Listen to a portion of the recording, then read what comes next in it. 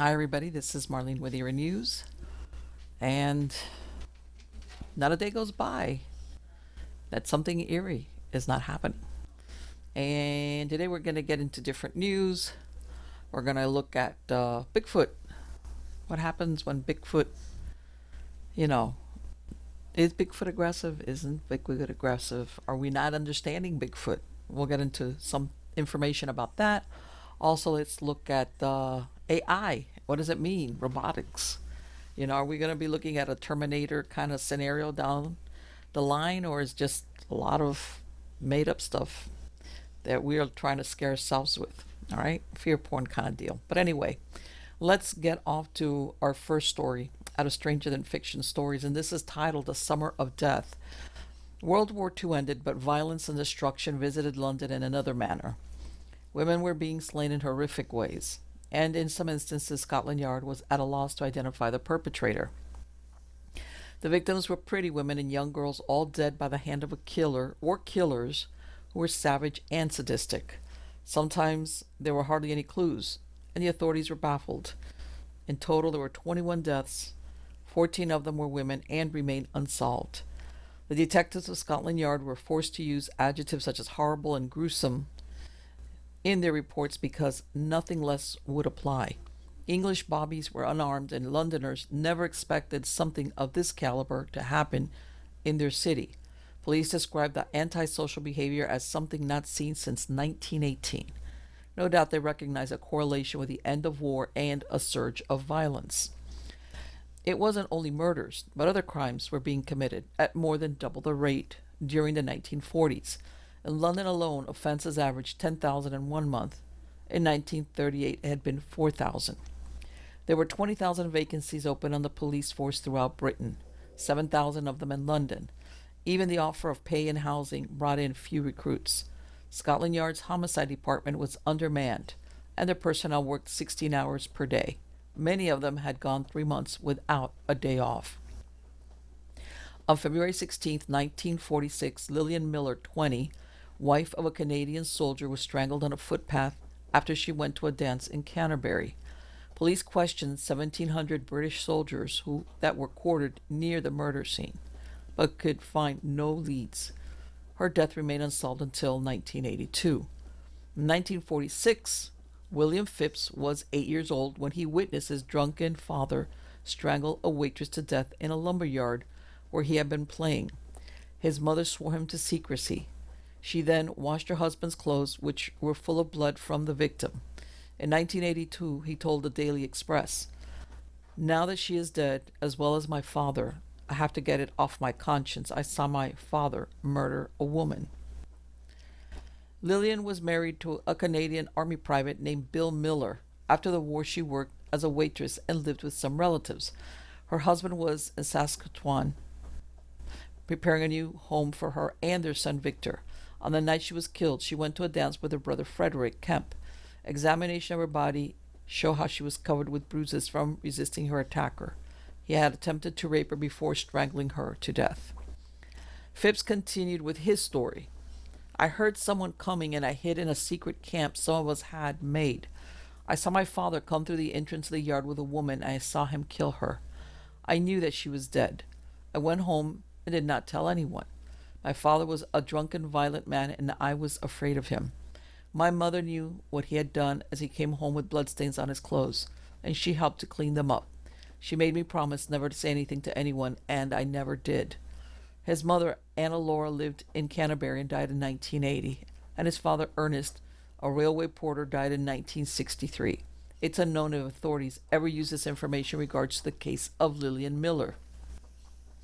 2 weeks after Lillian Miller was killed, Frances Mizzy, aka Frances Handley, 26, well known in Piccadilly Circus bars, was strangled with a stocking in her London flat in Soho. 3 U.S. servicemen were questioned and then released. She was last seen walking towards her flat in the company of a small dark haired man wearing a shabby suit. Her next door neighbor said she heard the sound of furniture being moved around and a muffled cry. The police forced their way into her flat after her friend called police.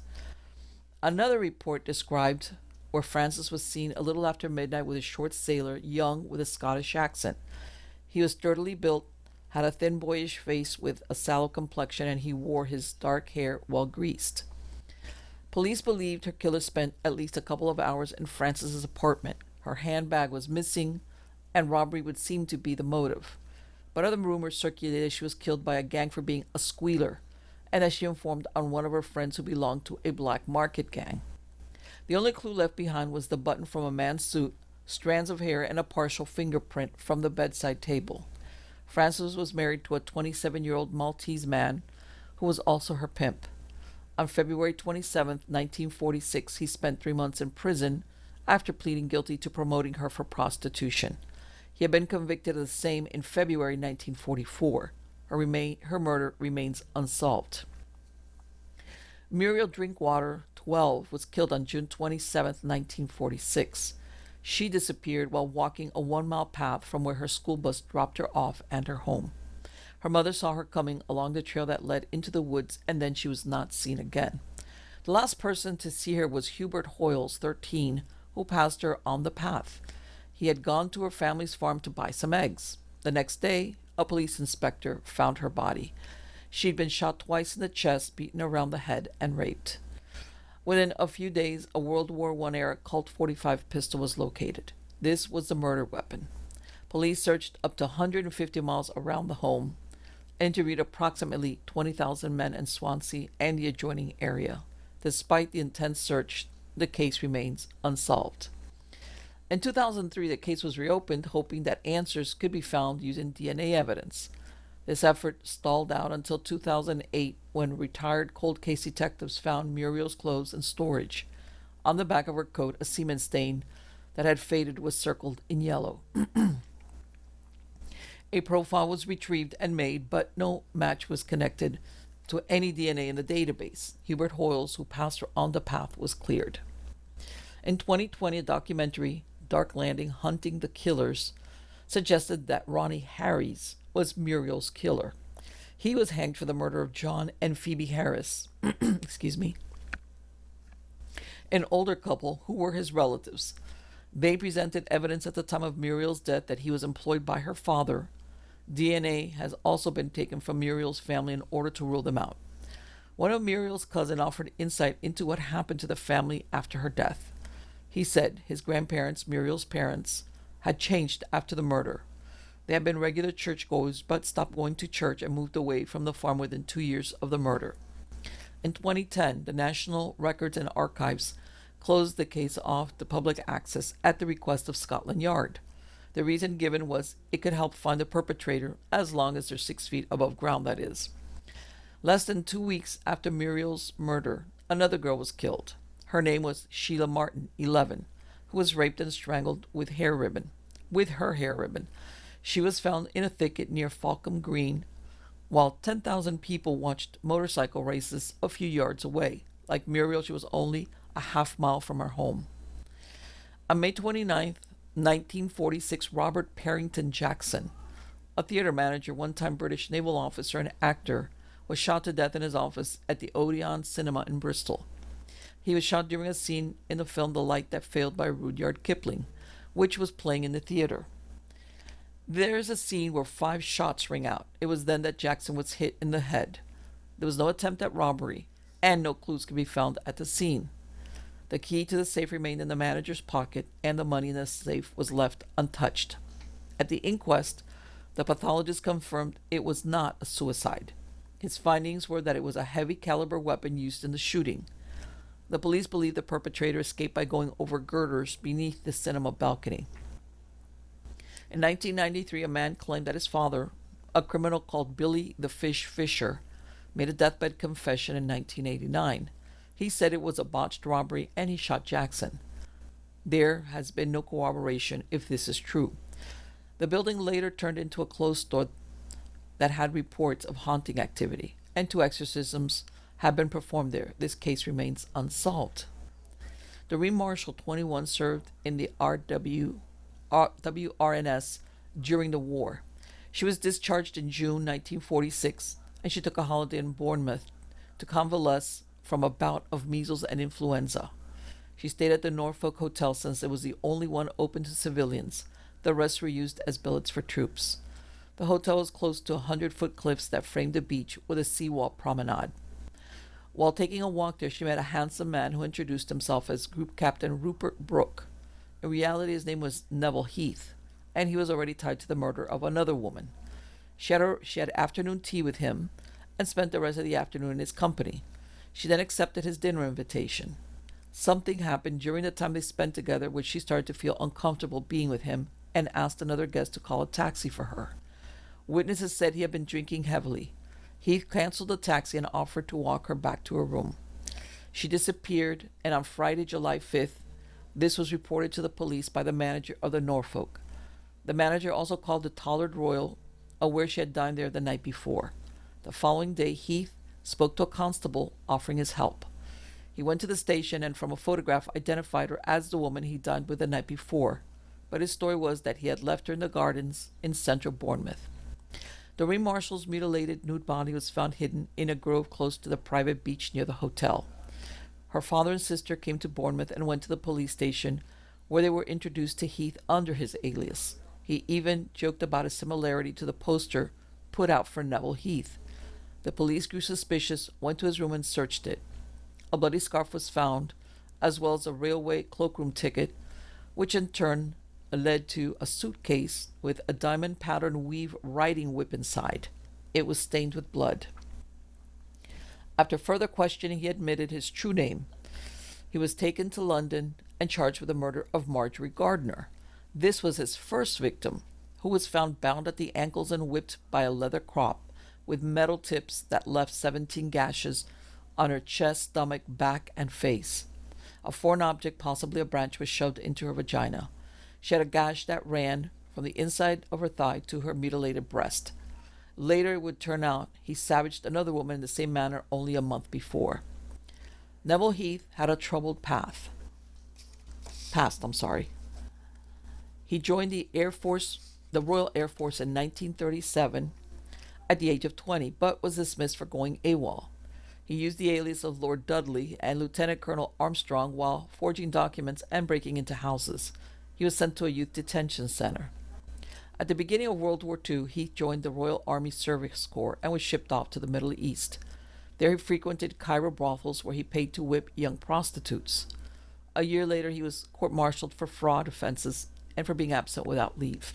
En route to England, he escaped the authorities in Durban, South Africa. Once there, he used the name of Bruce Lockhart, and the handsome, wavy-haired, blue-eyed charmer romanced Elizabeth Pitt Rivers, age 18. Much to the dismay of her wealthy family, they married and had a son. He changed his surname to Armstrong, joined the South African Air Force, and attained the rank of captain. He was seconded to Bomber Command back in England. To add to his other vices, he was a gambler who was soon putting out bad checks to cover his losses. By 1945, he was facing another court-martial for wearing military medals without authority. At the end of the war, his wife divorced him on the grounds of desertion. He didn't lose his penchant for using aliases and started calling himself Lieutenant Colonel Jimmy Heath. He was dismissed from the service due to his dismissal from the RAF, he was denied a civil pilot's license. By 1946, he returned to England. The 29-year-old began to haunt bars, which is where he found his first victim. Her name was Marjorie Gardner, an artist and occasional film extra. She lived with her young daughter in Earl's Court. She was separated from her husband, which battled alcoholism. On June 20th, 1946, she met Neville Heath, and they went to the Panama Club at Knightsbridge. After midnight, they went to Pembridge Court Hotel in Notting Hill. He suffocated her and mutilated her body. She was found the following afternoon in the room he registered under as Lieutenant Colonel Neville Heath. Without realizing his mistake by using his real name, he left London and headed to Bournemouth, where he met Doreen Marshall. However, it's suspected he killed another woman before leaving to Bournemouth. A few days later, on June 28, 1946, the body of Ivy Griffith, 33, was found on waste ground next to her Newcastle-under-Lyme home. She had been separated from her husband for about a year and lived with her mother. An edged instrument was used to mutilate her head and face. Later it was ascertained she had been kicked to death. One of her ears was torn off. When Ivy was found, she was fully clothed, and her brooch was recovered on a footpath 5 or 6 yards from her body, along with her handbag. There was no indication of robbery. Scotland Yard was looking for a man in his 20s who had been keeping company with Ivy. A witness interviewed by Scotland Yard saw a tall, slim, athletic man running away from the spot where Ivy's body was found. Was this another of Heath's victims? Her case was never solved. Heath's trial for the murder of Marjorie Gardner started on September 24th, 1946. During the proceedings, he earned the moniker of the Gentleman Vampire. Heath originally wanted to plead guilty, but his lawyer J.D. Caswell advised him against this and instead put in a plea of insanity. He called William Henry de Barg Hubert, a criminal psychiatrist, to testify as an expert witness. Dr. Hubert said that Heath knew what he was doing, but couldn't distinguish that it was morally wrong. The prosecution dismantled this expert and his testimony, since unknown to Caswell, Hubert was an addict who was under the influence of morphine when he stepped into the witness box. 2 prison doctors explained to the courts that Heath was a psychopath and a sexual sadist, but that he was sane. The trial ended 3 days later, and Heath was found guilty and sentenced to hang. He was charged with Doreen's murder, but because of his execution, it didn't go to trial. On October 16, 1946, the execution took place at Pentonville Prison. While waiting execution, he asked to receive all the major magazines who were following his trial, and referred to his pending execution as a one-way op, military parlance for a suicide mission. In a final letter written to his parents prior to his execution, Heath informed his parents, "My only regret at leaving the world is that I have been damned unworthy of you both." A few minutes prior to his execution, as was the custom, he was offered a glass of whiskey by the prison governor. A playboy to the last, Heath replied, "While you're about it, sir, you might make that a double." In September 1947, newspapers published a story of 22 unsolved murders, including the killing of Ivy Griffith, that had occurred in the span of only the 2 previous years. So yeah, what they're finding is that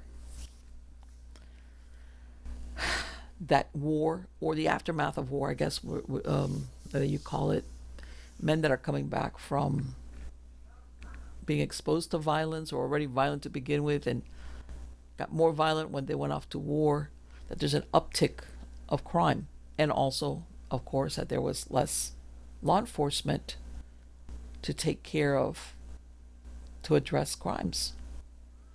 In other words, if you were a criminal or you were a killer, you didn't have to worry about the police coming and finding you like right in the act.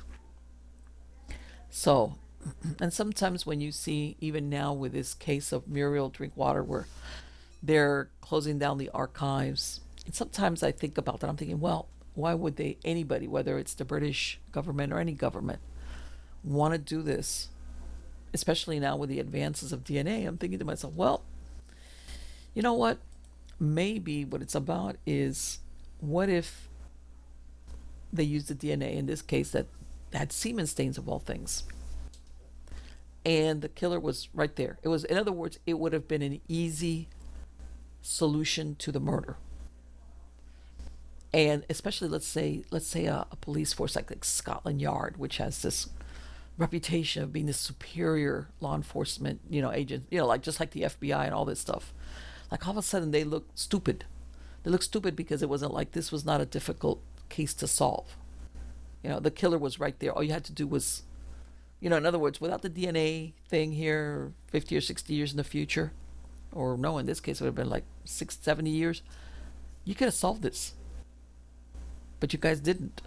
And I sometimes think that that's why some of these cold cases, not all the time, but sometimes they do stuff like that, where they make access to the information. Because I'm thinking, okay, most of the people, if not all the people involved in that case, are dead or very elderly. It is what it is. We're talking here, let's say in the case of Muriel Drinkwater, 1946. Chances are everybody's dead. But still, I think, why not? And the only thing I can come up with is that it's going to make somebody look bad. And the only people that are going to be left looking bad would be the law enforcement. Because even if, let's say, they do find, okay, we made a match between the semen, and that does, and then again, that's not a guarantee. If this person never committed a crime or there was nothing to match him to, even though nowadays if you have a family member that's done any type of genetic, genealogy thing, they'll trace it back. It might not come back to anybody. But even if it does, 9 times out of 10, I would say 99.9, this person's dead. In other words, posthumously, they know who it is. Sometimes this person went on to commit other crimes, was hanged, executed, or spent time in prison, or sometimes maybe they turned out to be a pillar of the community. But bottom line, you can't prosecute somebody once they're dead, but it's still at least knowing. And another benefit from it is when they make a match to a person that maybe was not a suspect before or was not known as a criminal, that then you look at other cold cases surrounding this person. All right. And you say, okay, well, he turned out he was a perpetrator in this. We'll use the Muriel Drinkwater case. He was a perpetrator for this. Wait a minute. Were there any other similar crimes in that area that we never looked at this perpetrator for? Because again, maybe he was not known to be a criminal or he moved away. Something that all of a sudden the benefit is not only identifying him for that case, but looking at other cold cases that have just, forget it, it's too long, we can't figure it out. So anyway, that's my pitch. That's my pitch on that, as to why sometimes it seems that access to certain material evidence, again, with the help of DNA, which is getting better and better, nobody seems to care. Anyway, let's move on to the next story out of Stranger Than Fiction Stories, and this is titled Bad Blood. It all started in January 1861 in Putnam County, Indiana, in the small town of Groveland. Tilghman Hanna, 20, and his wife Lydia, 18, were murdered in their beds. None could understand who would want to kill the young people. After discovery of the horrific crime, police theorized the perpetrator raised the window of a room in the house to gain entry. He crushed Hannah's head with an axe and then sunk the blade into the forehead of his wife. Their child, which was in the room, was uninjured. The murder weapon was found in the room full of gore. Nothing in the house was vandalized, and no valuables were missing, leading authorities to believe that robbery was not the motive. The perpetrator, after killing the couple, walked out the front door. A memorandum book lying on a table in the bedroom had several indecent sentences which the murderer had written across one of the pages. One of them was, "I have done the deed. Now goddamn you, catch me if you can." Suspicions were raised against good fellow H. Evans, known as Harper Evans, age 20, who lived in the community. The motive for the murder was that Lydia Hanna had once been a sweetheart of Harper Evans. He lost her and brooded over the disappointment until he thirsted for revenge. Harper Evans was arrested, and the writing in the memo book proved to be his. Eventually, he was found guilty and sentenced to imprisonment for life. He tried to commit suicide within hours of being sentenced. Evans used a knife that was smuggled into him and succeeded in entirely severing the jugular vein in his neck. He passed out from loss of blood, but was saved and transported to the prison at Jeffersonville to serve his sentence. Close to the end of the Civil War, he escaped and was never recaptured. 30 years passed, and the next Evans to make the papers was Harper's brother, Noah. On a summer day in 1891, he rode to Erastus Richard Adams' home. Erastus, better known as Dick to the people of Greencastle, Indiana, was sitting on his porch, recovering from a gunshot wound inflicted by the same Noah Evans. The origin of the bad blood between the men started with Evans' wife. She was an opium eater, as they referred to it in the newspapers, and Adams, who had the same problem, said he'd been cured by a doctor at a sanitarium in Waveland, Montgomery County. In one version, Mrs. Evans stayed at the Adams home while she received treatment. In another version, when she went to the sanitarium, Adams was also being tended there, and he seduced her with a promise of morphine, whereupon he raped her. Once she returned home, Mrs. Evans wrote letters to Adams demanding pecuniary reparation, making it understood that he would pay with his life if he refused her. Dick Adams then went on to boast about the event when he was drunk, and it was not long before Noah Evans heard about it. When he questioned his wife, she told him that while under the effect of the morphine, Adams raped her. In April 1891, Adams was shot through a window while lying in bed, his wife and child next to him. 2 bullets hit his arm and shoulder, but he recovered and strangely did not bring police to Evans' doorstep, even though he declared that he knew who shot him. It didn't help that Evans terrorized the community to make sure none spoke against him to the authorities. 5 weeks went by until Noah Evans made good on his threat. He rode with his wife in a light road cart up to the front of Adams' house. He handed the reins to his wife, stepped from the cart, walked up to where Adams sat on the porch, pulled his revolver, and poured 7 bullets in him. Then he calmly climbed into his cart again and, shaking his smoking weapon with curses and threats, warned the assembling crowd from following him, since he planned to get an attorney and turn himself in. Many believed that Evans had reacted the way he did since this was a second wife and much younger than him. Nick Adams was formerly a saloon keeper at Rochdale and, like his slayer, was recognized as a dangerous man. Evans was a farmer, but the newspaper recalled that his brother Harper had slain the Hanna family 30 years before. Sheriff Vestal gathered a posse and set out to pursue Noah Evans, trailing him to the station at Wheaton. It was supposed that he turned north into Montgomery County, where one of his cousins who lived in Lebanon was an attorney. True to his word, Evans turned himself into authorities in Greencastle on June 5th. At the end of July, Sarah Adams disappeared, and the Evans family reputation being what it was, fear was rampant they had done away with her. But then word reached the town she went to see friends in Illinois of her own accord. Perhaps she thought it was wiser to just go to another state, since Evans had been indicted for murder and she could be called as a witness to the incident. On October 18, 1891, the jury brought in a verdict of guilty with a life sentence to be served at the same prison in Jeffersonville where his brother had escaped from. In 1892, Frank Evans, his grandson, who was an orphan, was sentenced to the juvenile reformatory. He was charged with burglary after he broke into a store in Groveland. On May 24, 1893, Judge Christian Samuel Westner was shot and killed in the Danville courtroom by James Coley Brown after making the argument of his life in a case against Brown. Brown, president of the Lebanon Gas Company, claimed it was an act of self-defense after Westner produced a knife. The problem between the men arose due to a suit against the Lebanon Gas Company for damages. Many commented that Westner suffered from the same curse that afflicted other men of his family who had come to a bad end. Westner was the attorney Noah Evans went to see after killing Dick Adams. He was a cousin of the Evans brothers.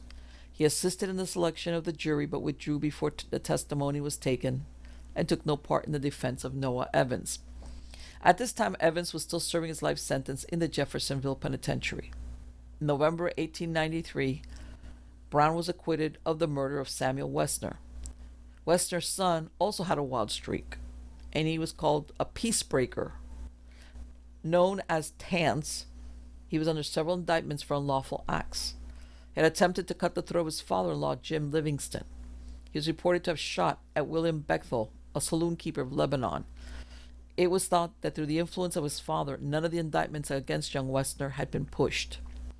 Ironically, Christian Samuel Westner Jr. practiced law, but he was an alcoholic who became very violent when he drank.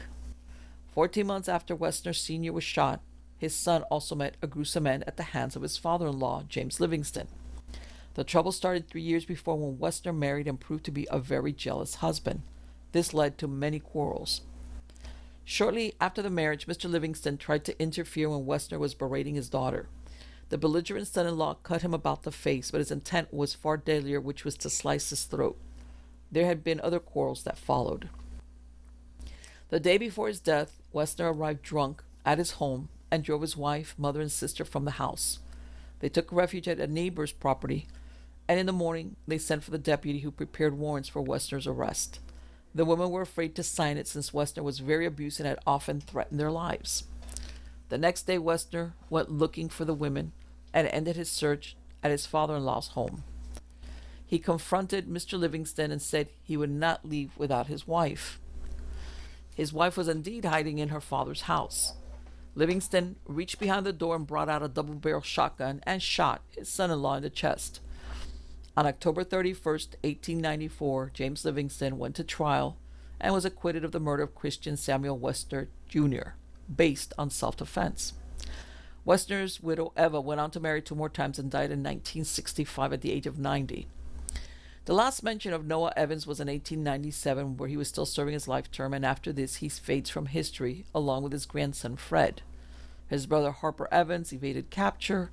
However, there were rumors that he was seen skulking around the farmhouse where he had killed his one-time sweetheart Lydia Hanna, but this was never verified. What was it about the Evans-Weissner bloodline that drove the men to such violent acts that led to death or imprisonment? Was it a genetic predisposition or something much more ephemeral like the curse of bad blood? Dark crimes still loomed on the horizon for Greencastle, Indiana, when the headless body of Pearl Bryan was discovered on February 2nd, 1896. For those of you who are not familiar maybe with the murder of Pearl Bryan, this was this gained prominence was with the haunting of Bobby Mackey's Music World. It's like a honky tonk off the Licking River, and supposedly there was a haunting tied into the murder of Pearl Bryan. So this is all these people shooting and killing each other, and then in 1896, which was, by the way, a very horrific murder. But anyway, yes, what was it about all these men running around being ultra violent? And even this one, he was an attorney. His father, who had gotten killed in the middle of a courtroom, was a judge. So it's like these men hold these important positions, and then they turn around and they're very they're violent. It's like, I don't know about you, holding being in charge of any of this stuff, because I don't know about that. Like how good is your judgment? How's that? How good is your judgment? All right. Next story, also out of Stranger Than Fiction Stories, is titled Bad Luck for the Bricklayer. For several months, a strange creature, or the image of a bizarre ghost, haunted Hammersmith and Turnham Green, a village on the outskirts of London. Time is January 6, 1804, London, England. Those living in the area were wary to leave their homes after sundown. The ghost was credited with breaking windows and even maiming some of those who lived in the area.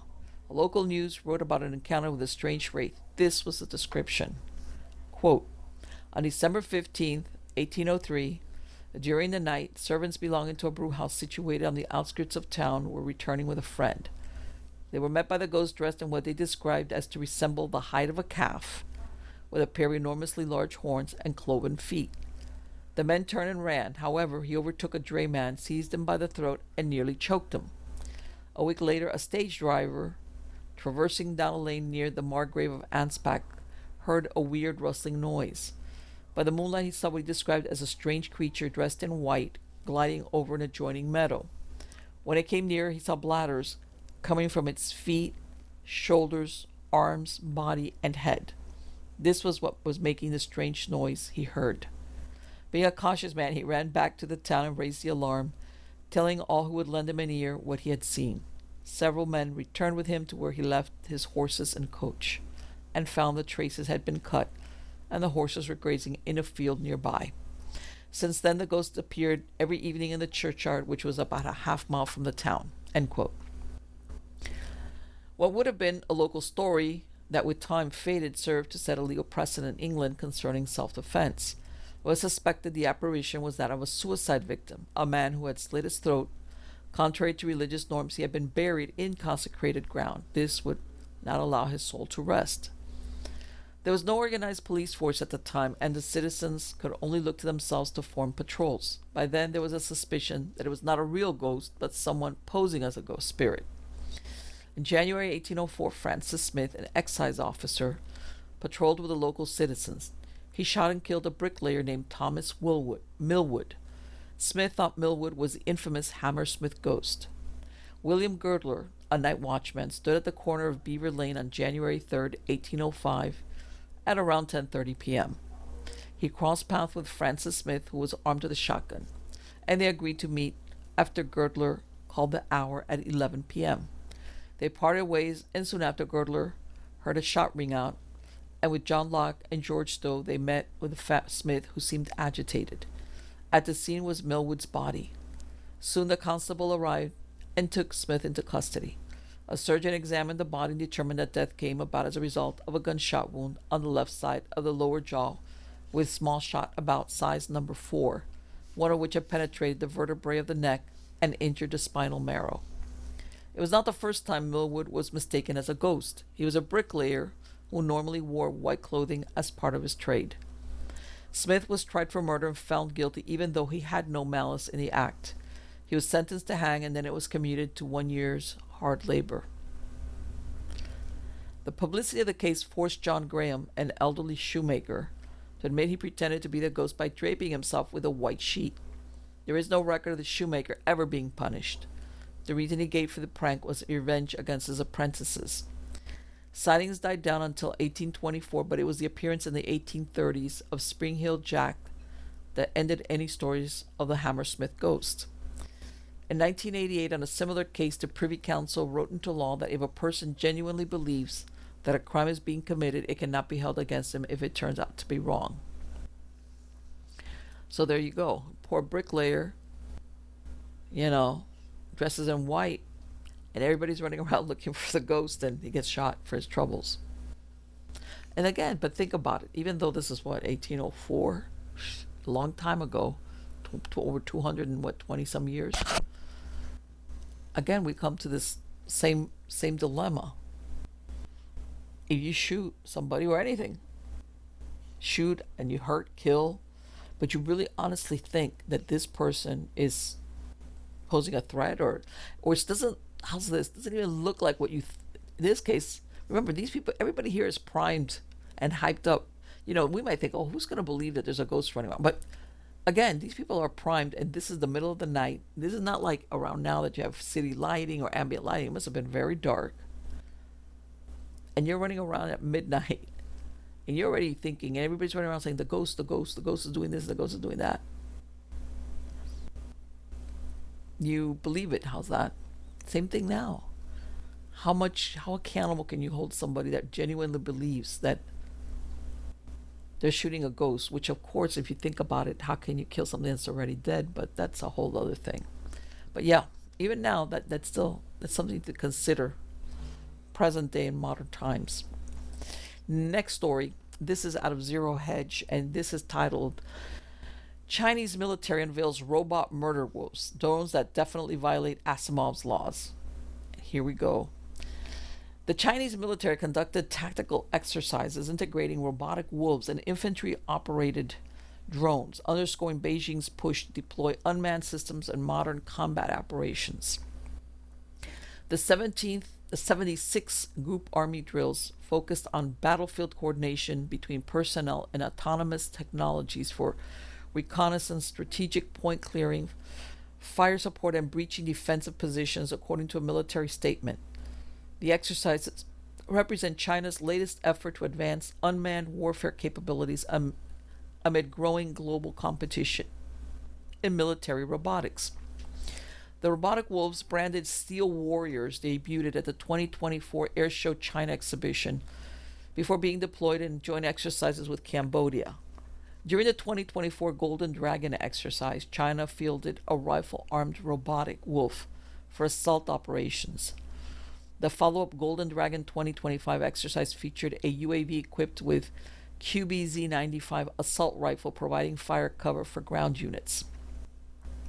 The military demonstrations come as Chinese defense analysts raise concerns about the ethical implications of autonomous weapon systems. In a recent People's Liberation Army Daily op-ed, analysts Yuan Yi, Ma Yi, and Yue Shiguang called for ethical and legal research to address risks from militarized robots, warning that malfunctioning units could cause indiscriminate killings and accidental deaths. The PLA Daily authors referenced Isaac Asimov's 3 laws of robotics, which prohibit robots from harming humans, arguing that militarized humanoid robots clearly violate these principles. They proposed overhauling Asimov's framework for military applications, emphasizing that combat robots must adhere to laws of war by obeying humans, respecting humans, and protecting humans. The trio of analysts stressed the need for built-in constraints to prevent excessive force and indiscriminate killing, while cautioning against prematurely replacing human soldiers, noting that robots still lack critical capabilities including speed, dexterity, and complex terrain navigation. Even if humanoid robots become mature and widely used, they will not fully replace other unmanned systems. The authors concluded advocating the balanced integration of robotics into warfare. Let's see, this is so I'm gonna go ahead and doesn't matter because anybody that's looking at the video version of this, they're speaking in Chinese, which is, unless you're Chinese, you're not going to understand it. But if you're looking at this video, you're going to see how they're using these things out in the field. They're doing some type of training exercise using what they call the steel wolves. And a lot of drones. Hello, of course. Wow. Okay. So, yeah. Yeah, and you know what? You look at these steel wolves, and you could tell they're, I don't know, as far as on terrain, how well they're going to do. But as you could tell, they have some type of firepower on them. I'm waiting for them to show that. But yeah, and basically they're being used with human soldiers in the field, is what it looks like. And okay, right now all I'm showing is they're walking. They do have, I can't tell what that is. Okay, but obviously this is something to consider, because more and more people, okay, I'm sorry, it's not steel wolves, it's murder wolves. Worse. All right, murder wolves, there's no doubt what they're meant to do. And yeah, this is a slippery slope. How do you, like, if anybody's familiar with Asimov's rules of robotics, one of the things is not to hurt humans, but that's difficult to do if you're building these things to do exactly that. The thing is, how do you differentiate between the humans you're allowed to hurt and those that you're not? How did that's number one. Number two, a malfunctioning murder wolf. How do you, I'm telling you, this is a very, very slippery, and I don't want to be hyperbolic, but a very dangerous slope we're on when it comes to the use of AI robotics, period, but even more so in wartime scenarios. All right, let's move on to Bigfoot. This is out of Mysterious Universe, and this is titled The Mysterious World of Bigfoot Threat Displays. All right. We talked about that, yeah. Considering nobody speaks Bigfoot, what do those howls or stones, or when they make those, they beat the sticks, what does that really mean? Bigfoot is almost without fail always perceived as a shy, gentle giant that would rather run and hide than ever confront witnesses. Yet, like any large, potentially dangerous animal, Bigfoot has also been known to act in threatening ways, and here we will go over some that are worth knowing about the next time you are out hiking in the wilderness.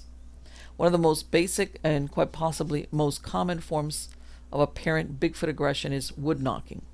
It entails the alleged beast banging sticks together or against trees to create loud bangs and knocks that reverberate far and wide. These knocks can be alarmingly loud, echoing throughout the wilderness, and are not something one should want to hear while alone in the woods. While there are far too many cases to discuss here, the purpose of wood knocking is not yet fully understood. At times there seems to be more than one Sasquatch knocking back and forth, suggesting that it could serve as a sort of communication tool. However, on other occasions, reports have indicated that the wood knocking was very close and menacing, which could mean that it is a bluffing gesture or a way to scare off enemies. Whatever the case may be, it is definitely a part of perceived Bigfoot aggression tactics and a fascinating peek into their possible behaviors. Getting into more overtly threatening behavior, we have cases of Bigfoot throwing stones, boulders, or even logs in what seems to be, without a doubt, an unmistakable warning to stay away. The rock throwing is often accompanied by menacing vocalizations such as howls, grunts, or growls, and it can encompass anything from small pebbles to rocks to boulders too heavy for a human to lift, and sometimes logs or tree trunks that have been torn right from the ground. There are numerous cases of rock throwing behavior in Bigfoot eyewitness accounts. In one report from the Bigfoot Field Researches Organization, BFRO, a witness going by Ron claims that in November of 2018, he was out on a 3-day getaway with his girlfriend in the wilderness of Green Lake in the Inyo National Forest of the eastern Sierra Mountains of California to do some camping and fly fishing. Ron would say of what happened, quote, "We hiked up to the Green Lake only to find that it was totally frozen over. We decided to hike back down toward another lake in the area. At one point in our hike, we stopped to rest and eat some snacks. While we were there, I had a very eerie feeling. It caused me to feel cold and shaky and nervous. As we were sitting there, we suddenly heard a noise of something flying through the air. I looked up and saw a huge rock, which probably weighed at least 45 pounds, coming from above us. The rock landed on the trail about 25 yards away from us. It wasn't rolling down the hillside. Its trajectory indicated to me that it had been thrown down the hillside. At about that same instant, we heard a very distinct animal-like grunting noise, but it was far louder than any animal grunt I've ever heard. We also detected a really foul smell. I particularly remember the foul smell because one moment we were breathing really fresh mountain air, and the next moment there was this awful smell. About that time, we could hear heavy footsteps coming down the hillside toward us. The terrain in this area is steep with many tall pine trees. We couldn't see very far above us, but we could hear something was coming towards us. I've encountered many bears in that area in the past, and I immediately grew concerned a bear was approaching us. I yelled something like, "It's a expletive bear." The whole thing was so frightening and unexpected that we both started running. We left my girlfriend's jacket, my sunglasses, and our food there and just started running down the switchback trail. The jacket and sunglasses each cost over $100. We never went back to get them. As we kept running down the switchbacks, we could hear the heavy footsteps following us. Whatever it was, it didn't stay on the trail and follow the switchbacks like we did. Instead, it cut straight down the hillside, and its movements were loud enough for us to hear it. We ran for about 5 minutes before realizing the thing was no longer following us. Went back to the trailhead, got in our car, and left. This was the scariest thing I've ever experienced in my life. I'm confused and puzzled by the whole thing. I'm not the kind of guy who believes in things like ghosts or Bigfoot, but I can't explain what happened to us. End quote. In another BFRO reporter witness called only RW says of his own frightening rock-throwing encounter, quote, "It was Thursday, November 25th, 2011 at approximately 8:20, just outside of Albion, Oklahoma. I have 50 acres of mountain hunting land on K-Trail Mountain Road. It was lightly raining and around 50 degrees. I was by myself setting up a second feeder for the morning hunt. I walked approximately 30 yards off the road to move some brush, and I heard a very strange howl or growl. It was just on the other side of the road by my truck. I started heading back to my truck, and it howled again. I had never heard anything like this before. I yelled back at it, and it responded with a more aggressive howl. Shortly after that, a large rock came up through the brush and landed in the road. This exchange of howls, growls went on for 20 minutes. I never saw anything, but I can tell you it wasn't a bear or deer. I guess there's something to the sign I saw on Indian Highway home of Bigfoot." End quote. Even more spectacular is when Bigfoot hurls logs at people. In 2014, Bigfoot researcher and host of the Sasquatch Chronicles podcast, Wes Germer, went on an excursion to the Sam Houston National Forest in Texas with guide Bob Garrett and his crew into an area of the park called Piney Woods, which is particularly known for its intense Bigfoot activity. It was not a particularly eventful expedition until one evening when they were sitting around quietly in their camp. Without warning, they were assailed by a cacophony of crashing brush out in the darkness. At first, Germer thought it was one of the crew messing around out in the forest, but he soon realized that this was something else altogether. He says the sounds were from something far larger and more powerful than a human being, and that shortly after it all started, something very big and fast charged the camp. Germer would recount this. Quote, "My heart was just pounding in my throat. We hear this thing crash through the brush, and then we hear this thing start crashing. Just crash, crash, crash. And you can hear it walking, and you can hear it breaking branches as it's going. This thing moved so fast, it probably covered 150 yards like nothing." End quote. The mystery creature then allegedly bolted back into the trees, the noise then abruptly stopping and the woods still and silent again. But this was not the end of the story of the scary ordeal. Germer claims that he and Garrett picked up flashlights to go investigate, which was perhaps not the best of ideas. They estimated that the beast was still there, perhaps 30 or 40 feet off beyond the tree line of the campsite, and watching them. Garrett, who was armed with a rifle, claimed that he caught a glimpse of something very big lurking out there, but Germer didn't see it, merely sensing that it was looming there in the gloom. They crept towards what they believed to be the location of the creature, but whatever it was did not seem to have appreciated this, as the two men heard a sound like the beating of helicopter blades. Germer says of what happened next, quote, "And I knew what it was. It was a log coming, and it was a big log, and you could hear it being thrown. And I ducked down because I thought for sure it was going to hit one of us in the head. But it hit a tree right in front of us, and I just couldn't believe this was happening. I knew what just threw that log at us. I knew what had just paced us in." End quote. Germer claims that this wasn't even his first experience with a log-throwing Bigfoot in the park.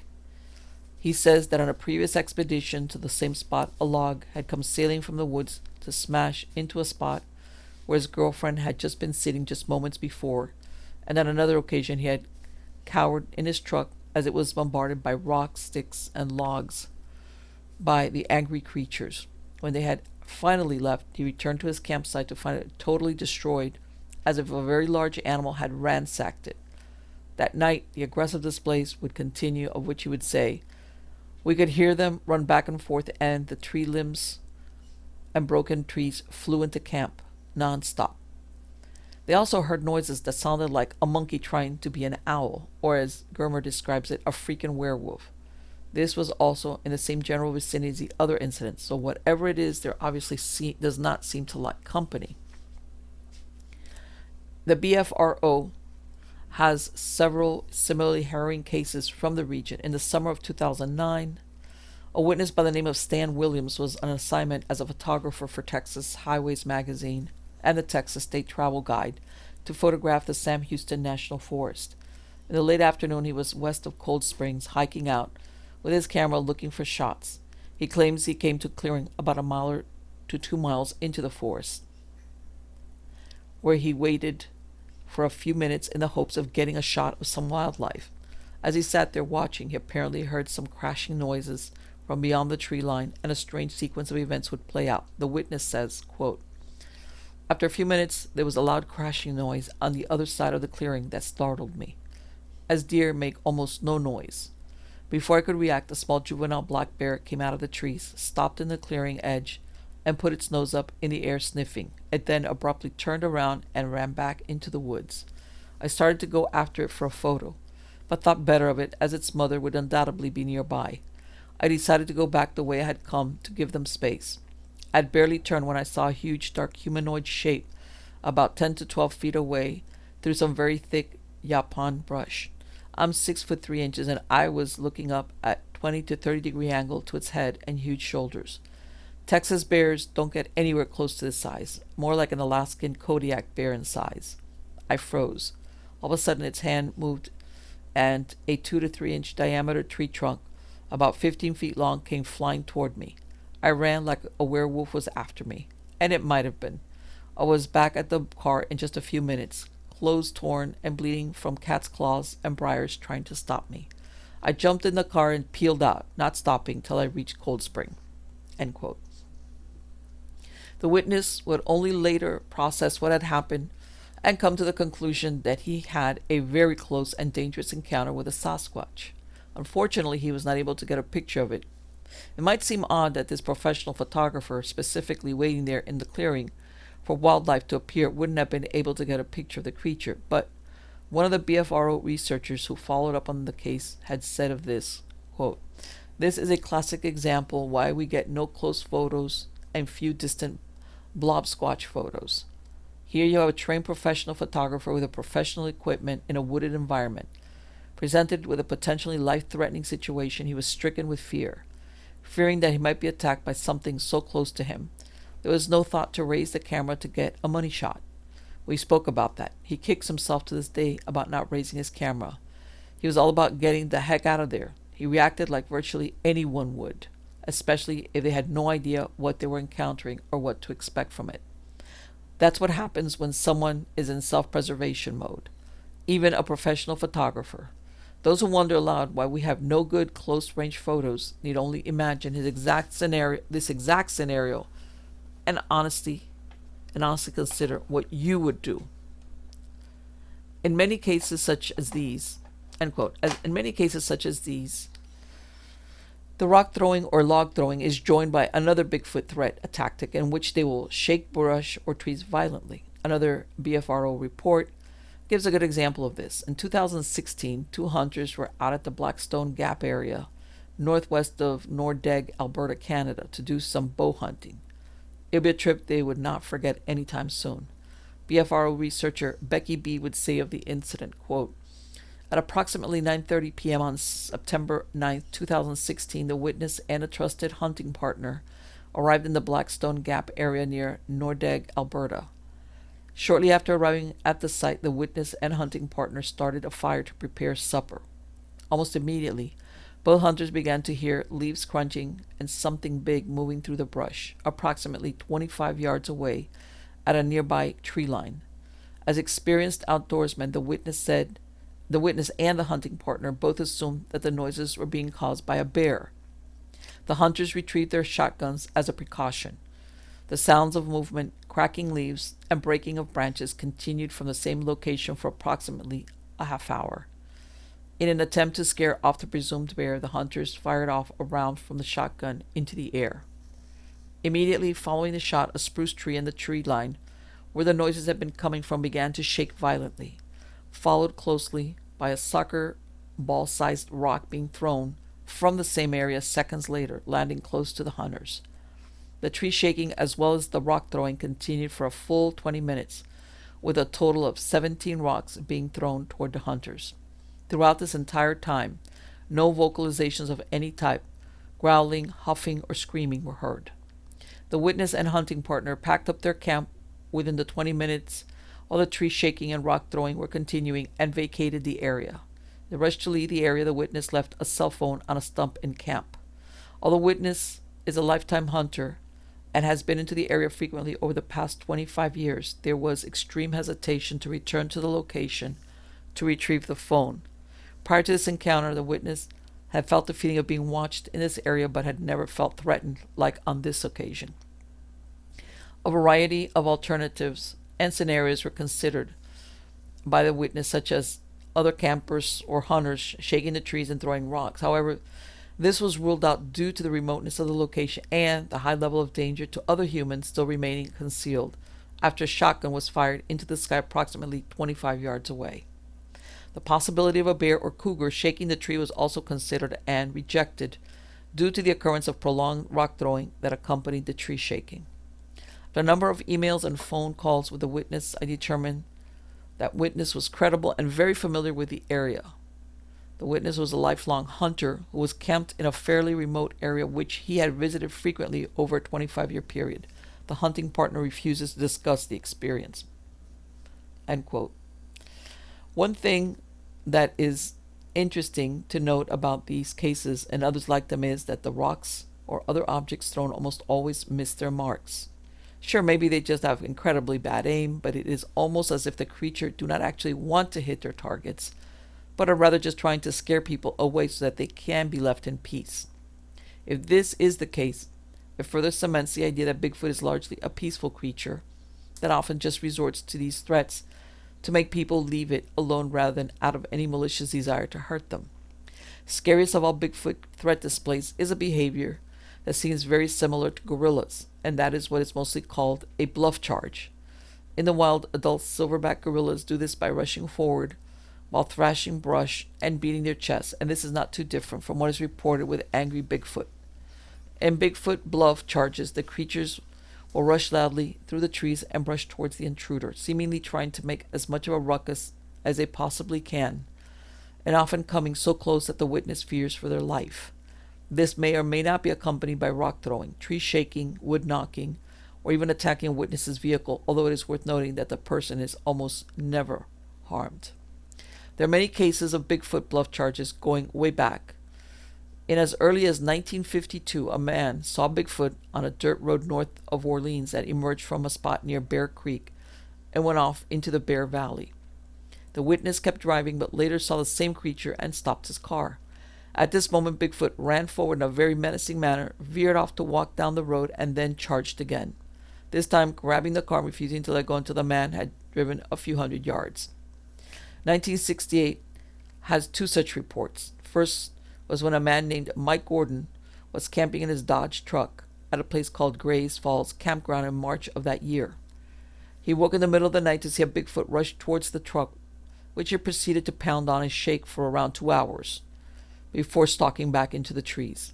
There's also a case from April of that same year. A man named Larry Browning sighted a female Bigfoot waiting at the South Fork of the Salmon River. This Bigfoot would apparently follow him for an hour and a half before charging him and then running off.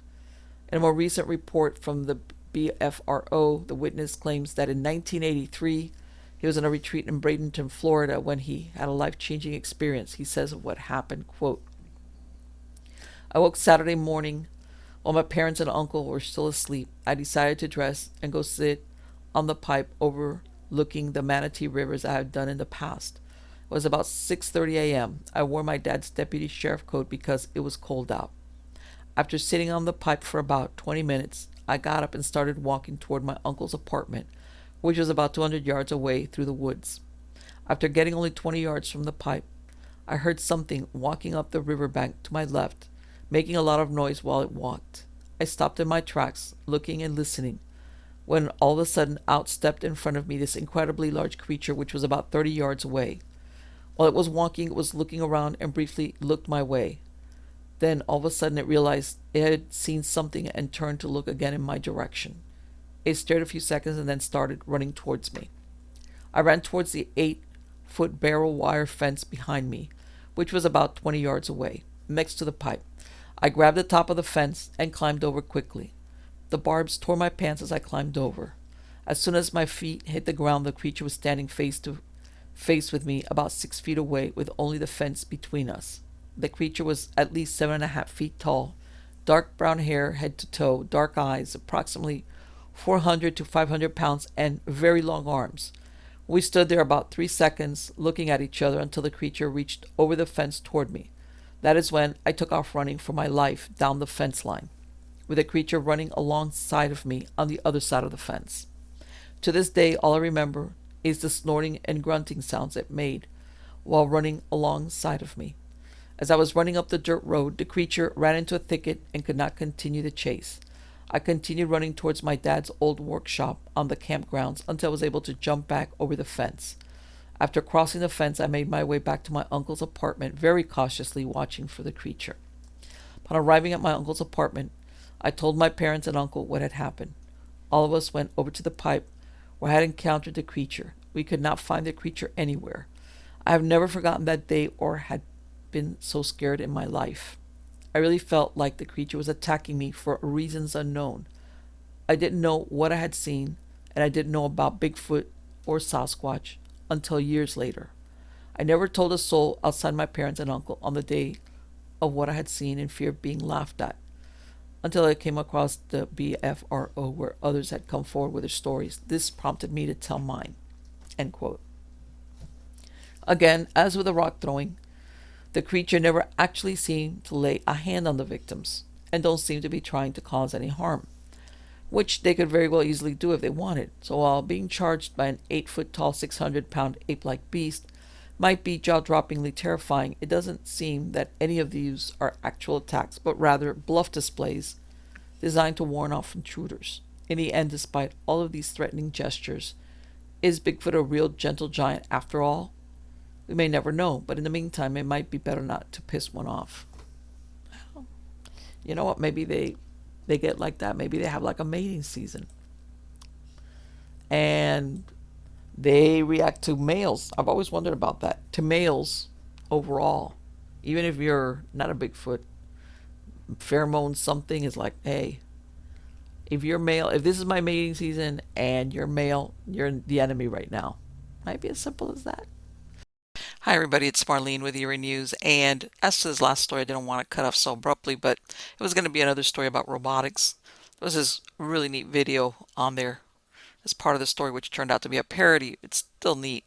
And of course, it's along the same lines as the previous story, a warning about the unintended consequences of using robotics, especially in military maneuvers. But anyway, I'll be back with you soon with a lot of weird, unusual, you name it, especially eerie stuff. Till next time.